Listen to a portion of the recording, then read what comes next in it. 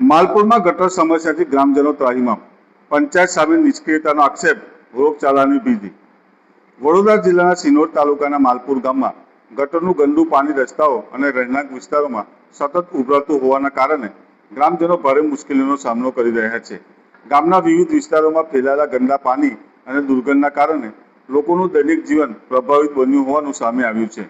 ગ્રામજનોના આક્ષેપ મુજબ ગામમાં છેલ્લા ઘણા સમયથી ગટર વ્યવસ્થાની સમસ્યા યથાવત છે। અનેક વખત ગ્રામ પંચાયત અને સરપંચ સમક્ષ લેખિત તેમજ મૌખિક રજૂઆતો કરવા છતાં સમસ્યાના કાયમી ઉકેલ માટે કોઈ અસરકારક કાર્યવાહી કરવામાં આવી નથી, જેના કારણે લોકોમાં રોષની લાગણી જોવા મળી રહી છે। સ્થાનિકોના જણાવ્યા અનુસાર ગટર લાઇન ચોકઅપ થતાં ગંદુ પાણી રસ્તા પર ફરી વળે છે, જેના કારણે અવરજવર કરવી મુશ્કેલ બની ગઈ છે। સાથે જ ગંદા પાણીમાંથી ફેલાતી દુર્ગંધ અને વધતા મચ્છરોના ઉપદ્રવથી આસપાસના રહેવાસીઓ ત્રસ્ત બન્યા છે। વરસાદી મોસમ શરૂ થતાં સ્થિતિ વધુ ગંભીર બનવાની શક્યતા વ્યક્ત કરવામાં આવી રહી છે। ગ્રામજનોના આક્ષેપ મુજબ જો સમયસર ગટર વ્યવસ્થાનું સમારકામ નહીં કરવામાં આવે તો ડેન્ગ્યુ, મલેરિયા સહિતના ચેપી રોગો ફેલાવાનો ખતરો વધી શકે છે। ગ્રામજનોએ સવાલ ઉઠાવ્યા છે કે જો ગંદકીના કારણે કોઈ રોગચાળો ફાટી નીકળે તો તેની જવાબદારી કોણ લેશે? સ્થાનિક રહેવાસીઓ સંજયબેન ગોહિલ સહિત ગ્રામજનોએ તંત્ર સમક્ષ તાત્કાલિક ગટર લાઇનનું સમારકામ કરી ગામને ગંદકી અને દુર્ગંધમાંથી મુક્ત કરવાની માંગ કરી છે।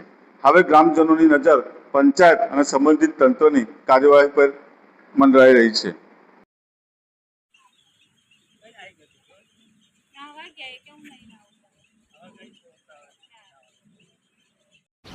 મારું નામ ગોહિલ સંધ્યાબેન કિશોરસિંહ છે। અમે માલપુરના રહેવાસી છે।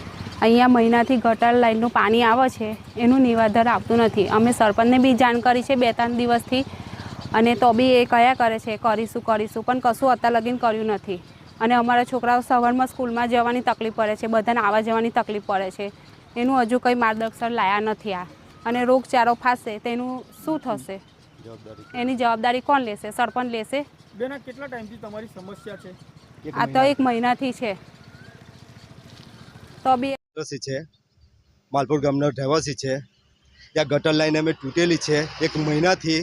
અમે વારંવાર રજૂઆત કરવાથી એનું કોઈ નિરાકરણ આવ્યું નથી। સરપંચને વારંવાર કહેવાથી જે જ અમે જવાબ આપે છે કે અમે કરીશું। રજૂઆત હજુ યાદધામને અમારી સાંભળી નથી ને એનું કોઈ નિરાકરણ આવ્યું નથી। અમારા બાળકો સ્કૂલે જાય થઈથી તો અહીંયા બીમાર થશે તો એની જવાબદારી કોને લેશે?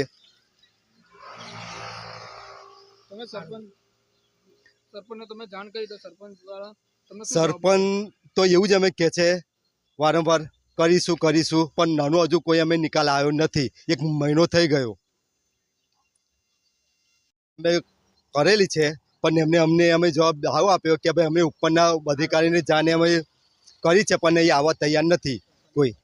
સરપંચના પતિએ મયુરભાઈ પટેલે